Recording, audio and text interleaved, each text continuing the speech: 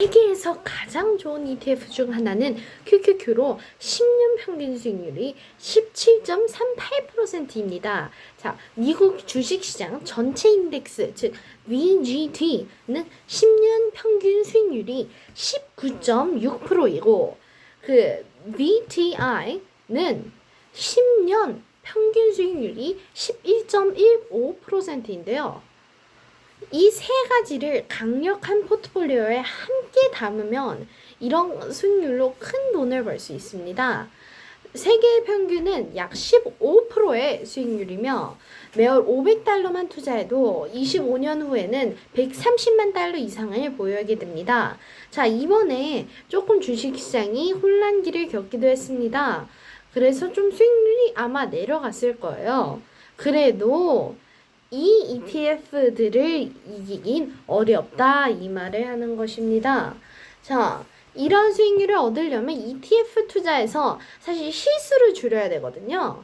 자, 그러면 이번 영상에서는 과연 성공적인 투자자가 되기 위해서는 도대체 어떤 실수를 피해야 하고, 만약 그 실수를 겪게 되면 도대체 어떤 해결책이 있냐, 그것을 다루겠습니다. 자, 첫 번째 실수는 총 수익률만 보는 것입니다. 자, 비디오 시작 부분에서 언급한 ETF들은 모두 엄청나게 우수한 ETF이고 뛰어난 사람들이 운영하는 건 맞는데요.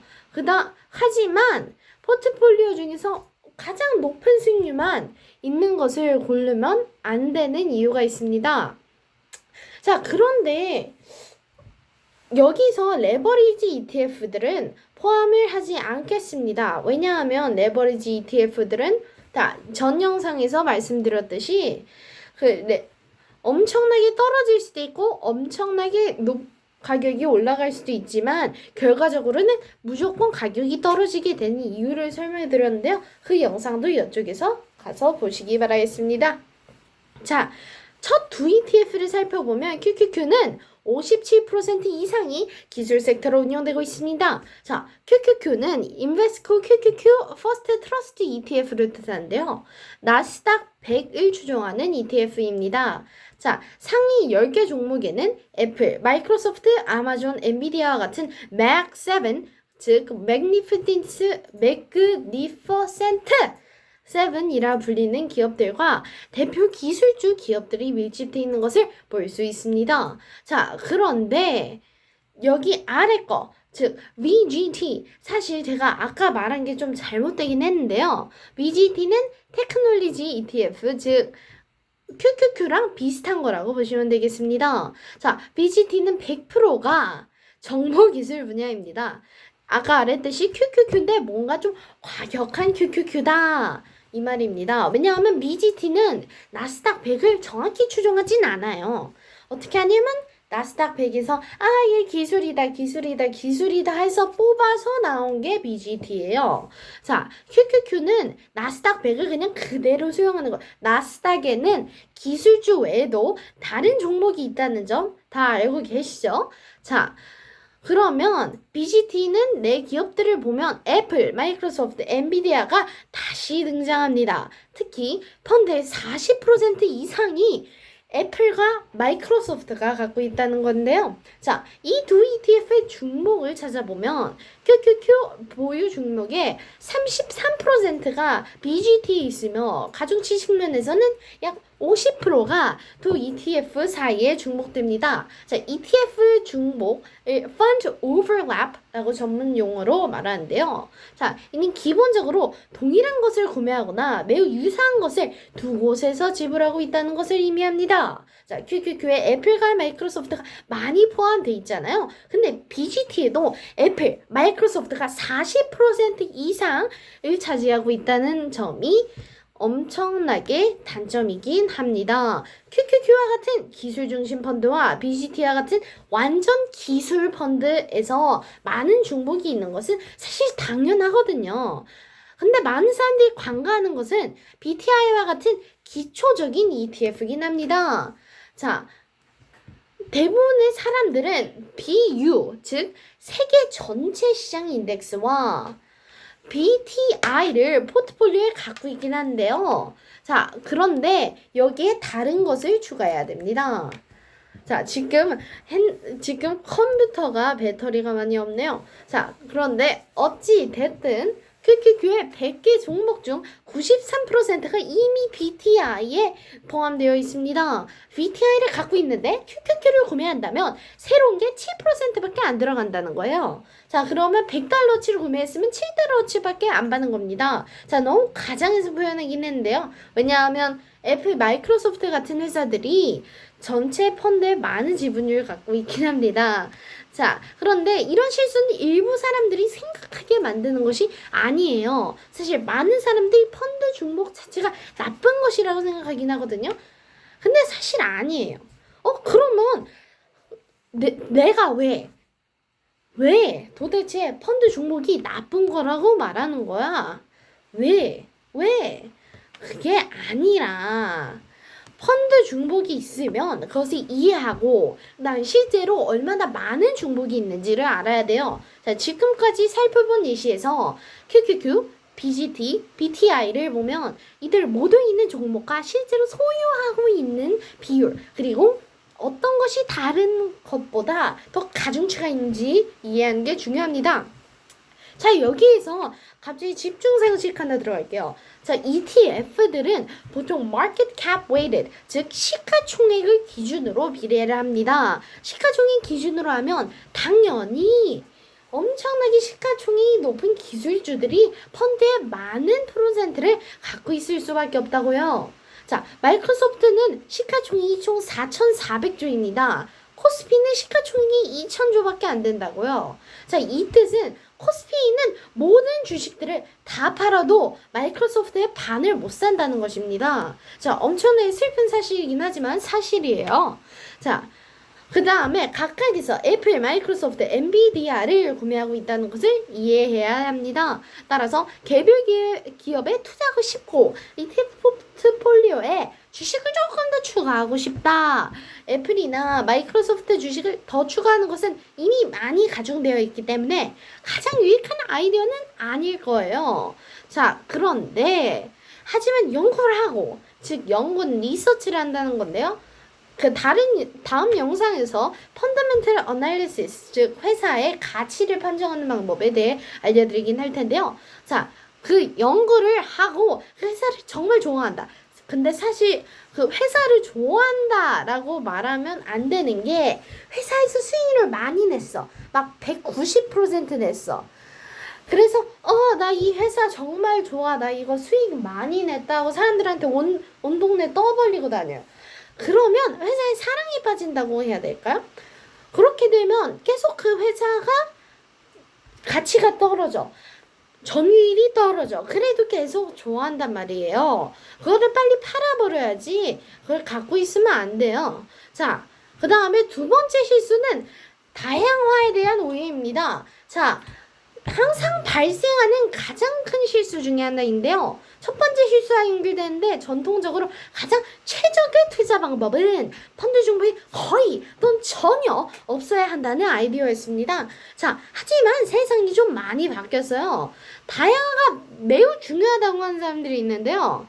자, 그거는 아주 오래된 보글헤드의 3펀드 포트폴리오라고 하는 QQQ, 그 다음에 SCHD하고 BTI로 이루어진 포트폴리오거든요. 자, 좀 더 자세히 말하자면 기술 30, 본드 40, 그 다음에 일반 주식 ETF 30%, 즉 배당주 30%를 갖고 있다는 건데요. 자, B&D, 즉 본드 ETF가 있고 그 다음에 또 QQQ 기술 ETF가 있고 그 다음에 또 SCHD 또는 SPLG라고 하는 배당 ETF들이 있습니다. 자, 그런데 모든 사람들의 포트폴리오 일부에는 미국 주식이 있어야 되는 것은 동의합니다. 이는 S&P 500이나 미국 전체 주식시장과 같은 광범위한 인덱스 펀드이기 때문인데요. 자, 이것이 트리펀드 포트폴리오의 첫 번째 부분입니다. 그리고 오래된 트리펀드 포트폴리오에서는 첫 번째 부분과 완전히 반대되는 것이 노출에 필요했습니다. 그 다음에 두 번째 부분은 미국이 아닌 주식, 즉 국제 노출이 필요했는데요. 그 다음에 세 번째 부분은 첫 번째, 두 번째 완전히 다른 거예요. 채권이었습니다. 자, 근데 이 올드, 그러니까 완전 오래된 3펀드 포트폴리오의 문제점은 지난 20년 동안의 데이터를 보면 마지막 두 부분의 성과가 아주 안 좋아요. 자, VXUS.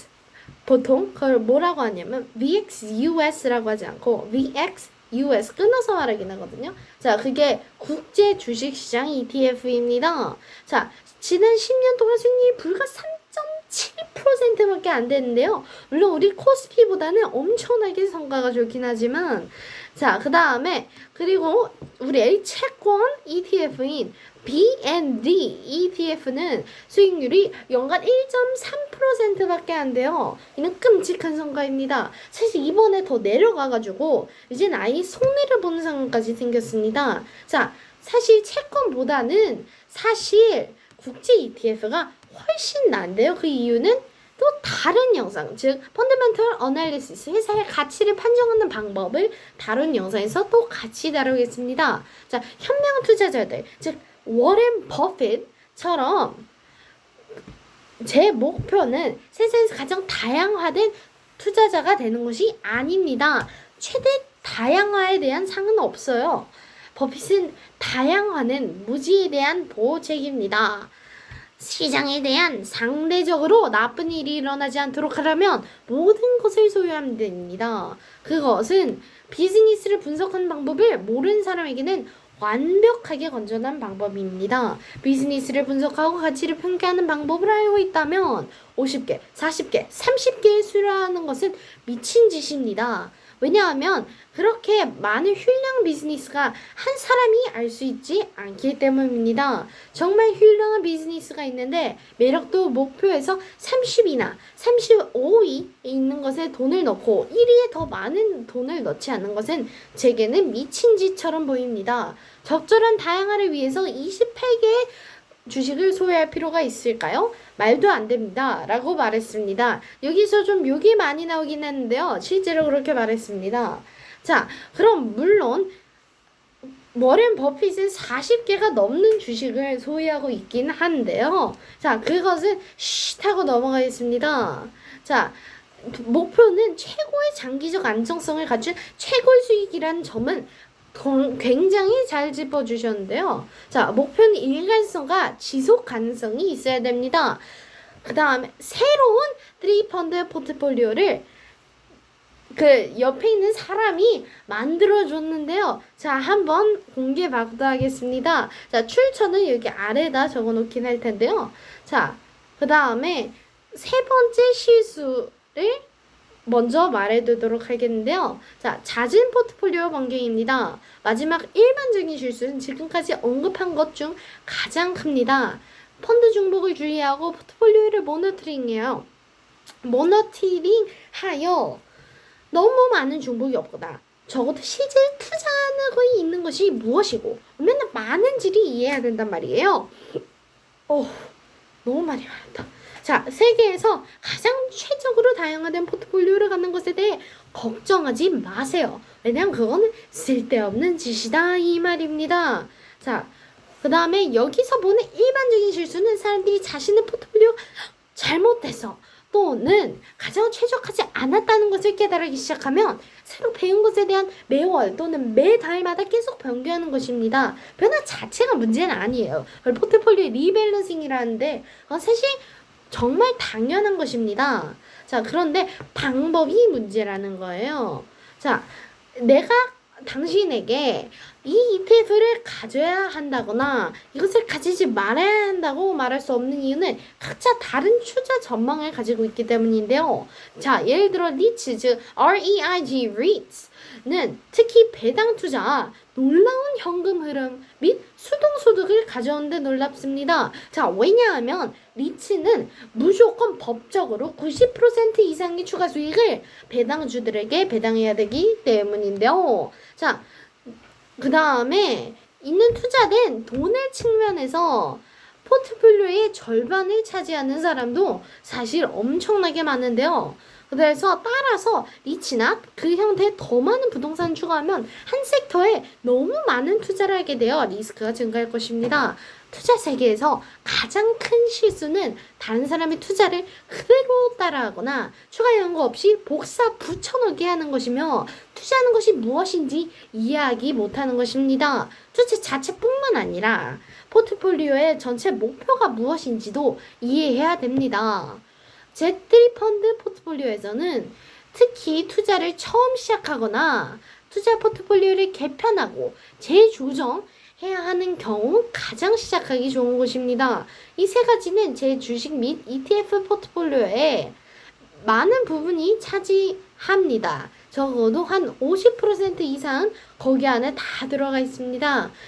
그 다음에 이 비디오에서, 이 영상에서 언급된 모든 좋은 점, 특히 일관성과 안정성을 갖춘 장기적인 높은 수익을 제공합니다. 더 자세한 설명은 다음 영상에서 확인하시기 바라겠습니다. 자, 이번 영상 끝까지 시청해 주셔서 정말 감사하고요. 그 다음에 구독자 수 10명 넘은 것에 대해서 너무 감사합니다.